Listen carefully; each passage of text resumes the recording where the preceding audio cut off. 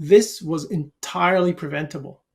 And I don't mean this as an issue of military preparedness or intelligence. And I expect there'll be analysis of that, but that's not my point. I think the point is deeper in that there were multiple opportunities in the past when the conflicts the Hamas started were of a much smaller scale.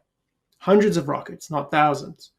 A few people trying to crawl out of tunnels, not dozens, not armed, and not with the sophisticated drones that they now have.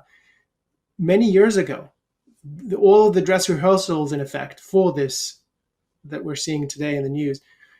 And the reason that Israel, which has the capability to end Hamas, to liquidate this movement, to uproot it from the Palestinian society and defeat it, and I think that's the goal it should have. It should have as a goal the elimination of Hamas, the defeat of it, and victory over it in that sense.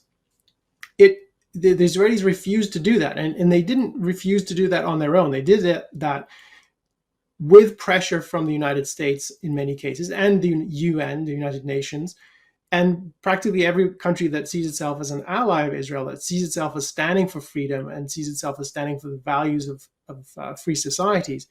And multiple occasions when Israel was facing a similar or smaller scale confrontation like this, they held back. They did not act in self-defense fully. They left enough of what was Hamas so that Hamas rebuilt. And this is a cycle now that it's practically like clockwork. And I mentioned earlier the 2021, 2014, there's so many of these instances. And in all of those, as strong as the Israeli response was, it wasn't designed to completely eradicate this movement and defeat it and make it clear that anyone who takes up arms in the name of this cause is pursuing a lost cause. They did not do that. And that was part of a policy they held, which viewed it as they're going to reduce the level of threat down, knowing that it will come back. And if you do that, you're being irresponsible. And this is part of what makes it difficult, because Israel is fighting to defend itself against these people. But it's still true that I think that's negligent. The responsibility of a government facing an attack like this is to eliminate that threat as quickly and efficiently as possible with minimum loss of life on their own side. And to fail to do that, and deliberately knowing that this just means you're kicking the can down the road, you're allowing them time to rearm and come back at you, that is negligence. That is not what it looks like to defend yourself and to defend the freedom of the people who are in that society. And I think I want to tie this to U.S. policy. So I'm circling around topics that I talk about in the book, What Justice Demands. And I talk about some of these past conflicts and the mentality of the Israeli policy toward this. But I think it's important to tie this to a wider context where America has a significant role in this conflict, not only as a self-styled arbiter trying to bring the two sides over many decades into some sort of negotiated settlement, some sort of so-called peace process, but also as a major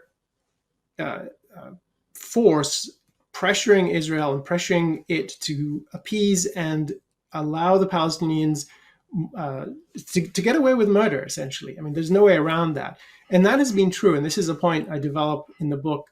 You see this not only under Democratic leadership, you see it under Republican leadership. And even find the most pro-Israel Republican in the White House, and I'll show you evidence that they were not truly pro-Israel.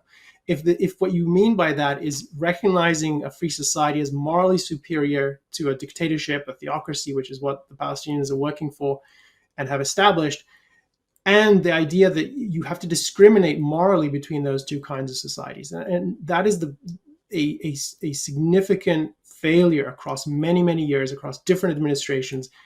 And I think this is, and I raise this because America is seen as America's shield. And in some ways it is. It provides military support, and rhetorically, at least, is vocal in supporting Israel. But I don't think in substance that's really true, because what that requires is a moral strength and a moral clarity that has been absent for decades.